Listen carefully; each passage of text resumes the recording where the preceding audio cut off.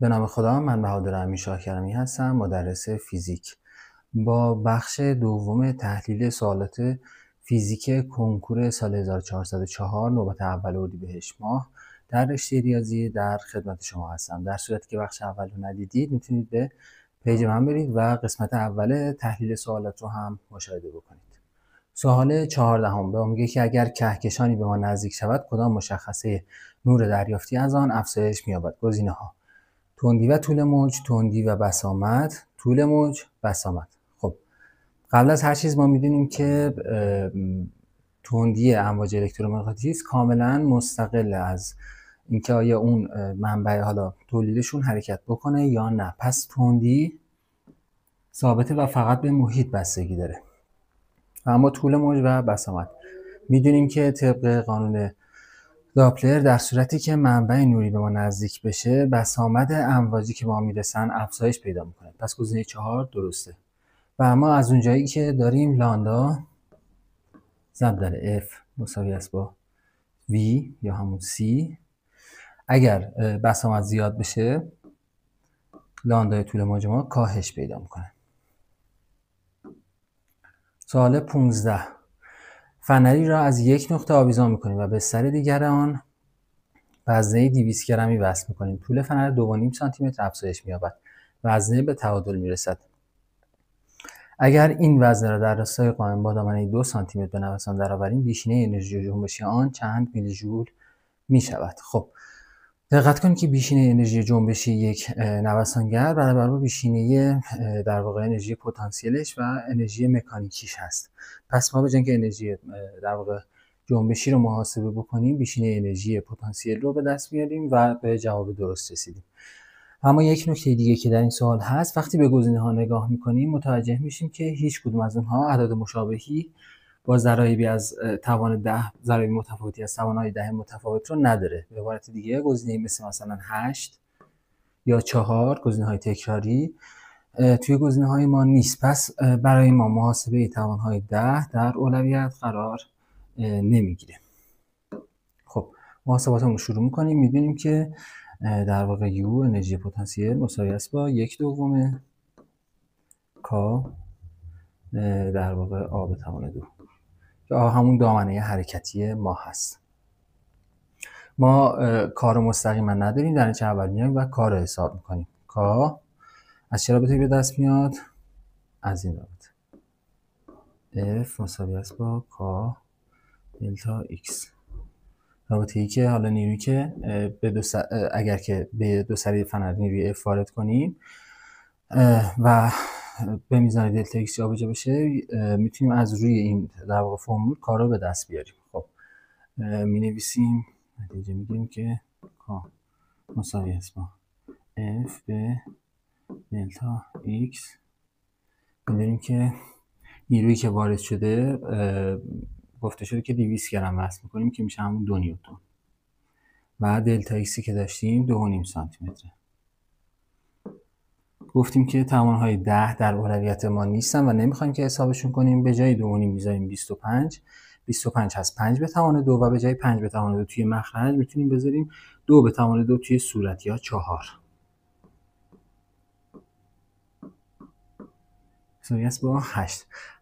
یه نکته رو بگم، هر جایی که ما توانهای 5 رو توی مخرج داشتیم میتونیم خط بزنیم و توانهای 2 رو به همون اندازه توی صورت اضافه بکنیم. مثلا اینجا 5 به توان 2 داشتیم، به راحتی میتونیم 4 به توان 2 رو توی صورت بذاریم و نیازی نیست که دیگه تقسیم رو انجام بدیم که به لحاظ زمانی به ما میتونه خیلی کمک بکنه. برعکسش هم صادقه، یعنی در صورتی که ما توانهای 2 رو توی مخرج داشته باشیم، مثلا 16 داشته باشیم، میتونیم به جای حالا مثلا 2 به توان 4 توی مخرج 1 ضرب در 5 به توان 4 بکنیم. دیگه انتخابش با خودتونه که ساده تر میشه یا نه، ولی برای توانهای 5 خیلی محاسبات ما رو سریع تر میکنه. از توی این رابطه میایم و کار جایگذاری میکنیم. کا هست 8 و آمون هم طبق داده های مسئله هست 2 سانتی متر. همونطور که گفتیم ما نمیایم این 2 سانتی متر رو تبدیلش بکنیم به 2 صدم متر و بعد به توان 2 برسونیم. همون 2 رو میذاریم اینجا و میشه 4. جواب هست 8 ضرب در 4 32 تقسیم بر 2 16.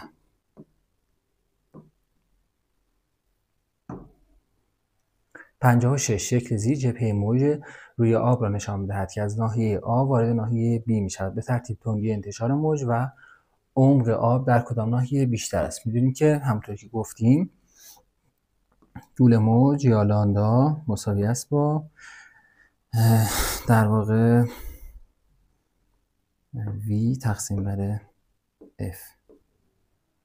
می‌دونیم که با تغییر در واقع محیط فرکانس ما تغییر نمی‌کنه و فرکانس ما ثابته.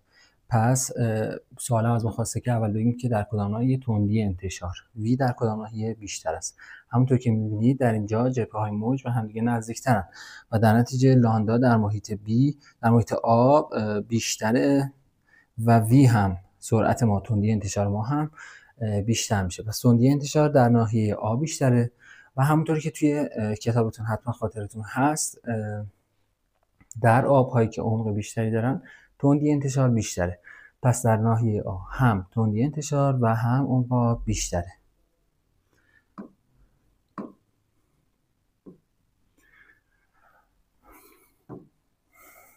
سوال 57 پرتوی نوری شامل نورهای آبی و قرمز مطابق شکل بر تیغه شیشه‌ای متوازی سطوح میتابد. نوری که از طرف دیگر شیشه خارج میشود چگونه است؟ گزینه‌ها این هستن که آیا پرتوها از هم جدا شدن یا نه و بعد از اینکه از در واقع متوازی سطوح تیغه شیشه‌ای ما خارج شدن آیا با هم دیگه همراستا هستن یا نه. همونطور که میدونید اگر که ما مثلا دو تا نور داشته باشیم با فرکانس های مختلف وقتی که اینها در واقع دچار شکست بشن نوری که فرکانس بالاتری داره بیشتر میشکنه و بیشتر تأثیر میپذیره از در واقع این تغییر پیدا کردن محیط و شکستن امواج. در نتیجه نور آبی ما بیشتر میشکنه و نور قرمز ما تقریبا به حالا همون مسیر اولیه‌اش ادامه میده.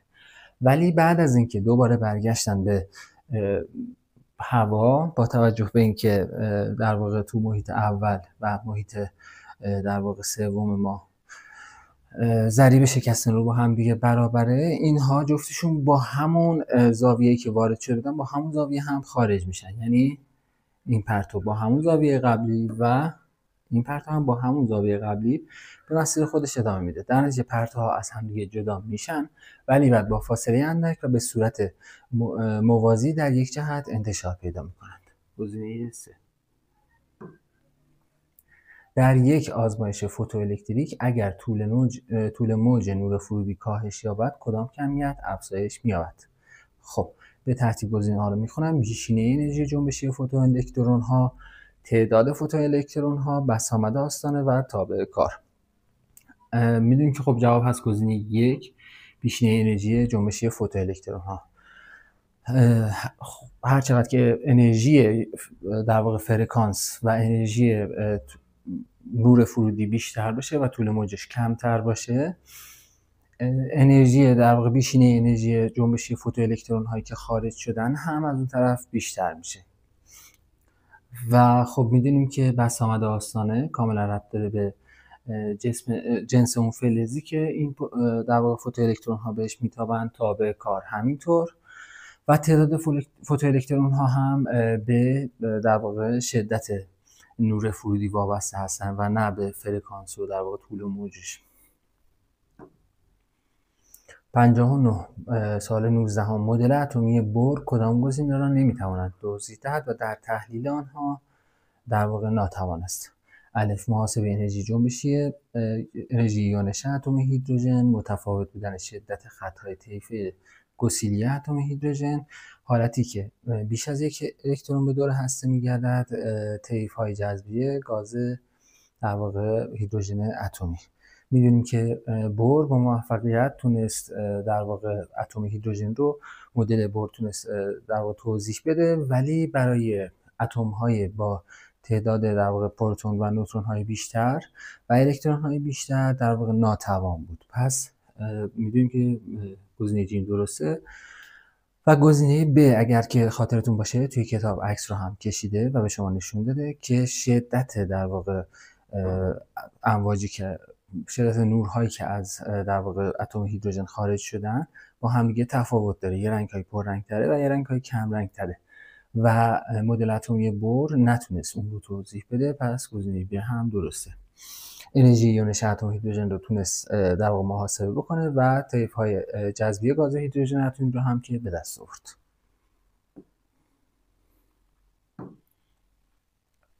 سوال 20. یه نکته ای رو من خدمتون بگم، خیلی خوبه که در هر سال و در هر کنکور حتما همیشه یه تعداد سوال این شکلی میاد، مثل این که حالا تو همین چند ثانیه در واقع همین سال هم سال قبلی یه مقداری به دانسته های در واقع شرکت کننده ها بر بستگی داره و خیلی خوبه که توضیحات این شکلی رو یه خلاصه ازش داشته باشید که بتونید قبل از امتحان، چون با توجه به اینکه بیشتر تقریبا میشه گفت اینها حفظی هستن و فراموش میشن، بتونید اینها رو یه دوره‌ای داشته باشین. خیلی خلاصه جمع و جور میتونه به شما کمک بکنه. پس از گذشت 8 ساعت تعداد هسته‌های پرتوی یک نمره به 1/16 تعداد موجود در آغاز کاهش یافته است. نیمه عمر ماده چند ساعت است؟ 8 ساعت گذشته 1/16 شده. میدونیم که نیمه عمر به این صورتی که اول تعداد هسته‌ها 1/2 میشن، بعد 1/4، بعد اون هسته‌هایی که میدن دوباره نصف میشن 1/8 و بعد 1/16. این در واقع نصف شدن ها 4 بار 4 مرحله تکرار شده و 8 ساعت هم زمان گذاشته. در نتیجه هر مرحله 2 ساعت زمان برده و نیمه عمر در واقع اون حالا ماده پرتوزا 2 ساعت بوده. 61. مطابق شکل زیر 3 بار الکتریکی نقطه یکسان در 3 رأس مربعی قرار دارند. بزرگی نیروی الکتریک خالصی که بر Q2 وارد می شود چند برابر بزرگی نیروی است که Q1 بر Q3 وارد می کند. خب سوال ساده ایه و من خود سوال حلش میکنم. بعد از این یه سری توضیحات اضافه تر میدم با توجه به اینکه این شکل از سوال بسیار سوال پرتکراریه و بارها و بارها به شکل‌های مختلف در کنکورهای سال گذشته تکرار شده. اول اینکه نیرویی که از ما خواسته که برآیند نیروهایی که بر Q2 وارد میشن با توجه به اینکه هر سه بار مثبتن، بر Q2 یک بار به اینجا، یک بار به این صورت و برآیند به این صورته. حالا یکم کوتاه‌تر. و نیرویی که Q1 بر Q3 وارد میکنه که به این صورت. میخوایم به دست بیاریم که این دو تا نیرو چه نسبتی به هم دیگه وارد میکنن. اگر فرض کنیم مثلا این نیروی بین Q1 و Q2 برابر با F باشه، نیروی بین Q3 و Q2 یعنی نیرویی که Q3 به Q2 وارد میکنه هم همون Fه. پس برآیند نیروهایی که به در واقع Q2 وارد میشه هست این دوتا جمع برداری این دوتا که هست در واقع F رادیکال 2 تقسیم بر نیرویی که Q1 بر Q3 وارد میکنه. خب اگر اینجا باشه F، با توجه به اینکه این فاصله، یعنی اینجا بگیریم در واقع این طول رو بگیریم A، اینجا هست A، اینجا هم هست A و اینجا هست رادیکال 2A. وقتی که میخوایم نیرو رو محاسبه بکنیم میدونیم که نیروی میدان در واقع الکتریکی به این صورت محاسبه میشه. F برابر است با K Q1 Q2 تقسیم بر فاصله شون به توان 2. اگر این فاصله در میدونیم که خب حالا Q1 و Q3 و Q2 با هم دیگه برابرن، K هم که برابره، پس اگر این نیرویی که در واقع Q1 به Q2 وارد میکنه F باشه، اینجا فقط آر ما رادیکال 2 برابر شده و آر به توان 2 مون در واقع شده 2 برابر. رادیکال 2 به توان 2 که هست 2 برابر شده. پس نهایتا اگر این نیرو F باشه این نیرو هست F دوم. F تقسیم بر 2. 2 رو میاریم توی صورت و F ها رو با هم دیگه ساده میکنیم. جواب میشه 2 رادیکال 2. گزینه 4. و اما اگر که طراح سوال میخواست که یکم این سوال سخت‌تر باشه، به شما میومد و مقادیر بارها رو میداد و شما ممکن بود توی این در واقع خطا بیفتید که شروع کنید اینها رو محاسبه کردن. سعی کنید این کار رو نکنید و از همین کاری که ما کردیم استفاده کنید، از همین راه حل. یک F رو در نظر بگیرید و دیگه در واقع نهید کار رو ننویسید، Q1 رو ننویسید، Q2 رو ننویسید، اگر و R2 رو هم ننویسید. ببینید مثلا میگم ببینید اینجا فاصله چند برابر A شده، چند برابر مثلا بین Q1 و Q2 اگر فاصله باشه A، ببینید فاصله چند برابر شده و ببینید توان دوش چند برابر میشه. و اگر مثلا یکی از اینها هم چند برابر شده باشه، مثلا اگه اینجا داشتیم Q3 بود، مثلا 3 تا Q2 می اومدیم می نوشتیم F2 و 3 مون هست 3 تا مثلا F1 2 و این رو F تعریف می کردیم و به همین صورت 3F 2F یا هر جوری هر محاسباتی که لازم بود دیگه اینها رو نمی نوشتیم و عدد گذاری نمی کردیم. دقت کنید که این کار رو همیشه انجام بدید. حالا در صفحه هم بازم این مسئله رو، چون که مسئله مهمی هست، براتون حل می‌کنم تا دقیق‌تر متوجه بشید، ولی کلیت اینه که نیازی نیست که همه محاسبات رو انجام بدید، همه عددها رو بذارید و بعدم بیاید و یه حساب کتابای سختی داشته باشید. سوال 22 خازنی که بین صفحات آن حواس به دو سر یک باتری وصل است. اگر با ماده‌ای با ثابت دیالکتریکی K مساوی 3 فضای بین دو صفحه را پر کنیم، انرژی خازن و میدان الکتریکی بین دو صفحه به ترتیب چند برابر می شود؟ خب میدونیم که خازن به دو سر یک باتری وصله، در نتیجه اختلاف پتانسیل دو سرش هر اتفاقی که براش بیفته، حالا مثلا اگر در حالت اول بوده V، بعد از هر اتفاقی همون V میمونه چون که به باتری وصله. پس میایم و برای محاسبه انرژیش از این فرمول استفاده میکنیم. انرژی خازن مساوی است با 1/2 در واقع CV2. میدونیم که V ثابته، پس وقتی که 1/2 هم ثابته، وقتی که یک دیالکتریکی به در واقع در میون این خازن بذاریم، هیچ اتفاقی برای اختلاف پتانسیل ما نمیفته و ثابت میمونه و فقط سیمون ضرب در 3 میشه. پس انرژی ما هم ضرب در 3 میشه. پس انرژی خازن ما ضرب در 3 میشه، یکی از این دو گزینه. و اما میدان الکتریکی که بین دو صفحه هست به چه صورتیه؟ میدونیم که فاصله بین این دو صفحه با هم دیگه تغییری نکرده، این دی در واقع ثابت مونده و وی هم که داشتیم، اختلاف پتانسیل دو سر هم هیچ کاهشی پیدا نکرده و میدونیم که ای میدان الکتریکی مساوی است با وی تقسیم بر دی. و خب طبق این رابطه با توجه که نه وی عوض شده نه دی، همون در واقع ثابت مونده و جواب گزینه 1 هست، یعنی میدان الکتریکیمون تغییری نکرده. 63 در مدار شکل زیر توان ورودی باتری 2 چند برابر توان خروجی باتری 1 هست. میدونیم که خب اول نگاه میکنیم که تحلیل بکنیم شکل رو. یه باتری 18 ولتی با مقاومت 1 اوم و اینجا هم یک باتری 6 ولتی با مقاومت 2 اوم، یه مقاومت 3 اومی هم که داریم توی این مدار. خب مدار به این صورت خواهد بود که یک جریانی از اینجا حرکت میکنه و جریان پیدا میکنه. با توجه به اینکه جریان به این سمته، میدونیم که اینجا یک توان در واقع ورودی داریم و توی باتری یک هم یک توان خروجی داریم، چون جریان در خلاف جهت باتری در واقع 2 هست. ابتدا جریان رو حساب میکنیم. آی مساوی است با 18 منهای 6 تقسیم بر مجموع در واقع مقاومت هامون، چون همشون با هم دیگه سری هستن، تقسیم بر 6 مساوی است با 12 تقسیم بر 6 که هست 2 آمپر جریان داریم. سوالم خیلی سوال ساده ایه. حالا میایم توانهای ورودی رو حساب میکنیم. میدونیم که توانها در واقع P1 P2 به P1 مساوی است با I V2 به I V1.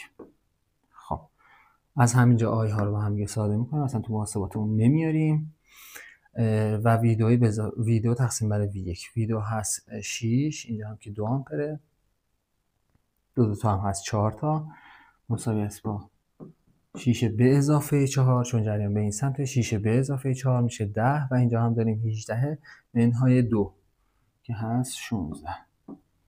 ساده میکنیم میشه 5/8 گزینه 2. خیلی سوالا امسال تقریبا ساده بودن. جنس و دمای دو سیم استوانه آ و بی یکسان است. اگر طول سیم آ 2 برابر طول سیم بی و جرم آن نصف جرم بی باشد، مقاومت الکتریکی سیم آ چند برابر مقاومت سیم بی است؟ خب میدونیم که مقاومت از این فرمول از این رابطه به دست میاد. رو ال به آ. از ما خواسته شده که بگیم آره آ به آره بی چقدره؟ مساوی است با، خب جنسشون که با هم یکیه، پس در نتیجه روها رو هر دو صورت مخرج رو داریم و روها رو با هم دیگه از همین الان ساده میکنیم. حتی میتونیم ننویسیم. طول سیم آ هم 2 برابر طول سیم بیه. ال آ به ال بی هست 2، من دیگه نمی نویسم. و تقسیم بر آ. تقسیم بر حالا گفته شده که جرم جرم سیم آ نصف جرم سیم بی هست و طولش هم 2 برابر، پس مساحتش 1/4 هست. اینجا هم هست 1/4، اینجا هم که دیگه نمی نویسم. مساوی است با 8. شکل زیر اختلاف پتانسیل الکتریکی دو سر مقاومت 12 ohمی در شکل زیر چند برابر اختلاف پتانسیل الکتریکی دو سر مقاومت 6 ohمی است. این مقاومت 12 ohمی و این مقاومت 6 ohمی. خب این دو تا مقاومت با هم دیگه موازی هستن، در نتیجه اختلاف پتانسیل دو سرشون با هم دیگه برابره، چون جفتشون به این نقطه وصلن. میایم مقاومت معادل این دوتا رو به دست میاریم و میدونیم که مقاومت معادلی هم که به دست اومده اختلاف پتانسیلش با اختلاف پتانسیل هر کدوم از این دوتا برابره. مقاومت معادل 6 و 24 میشه 6 ضرب در 24 تقسیم بر 30 که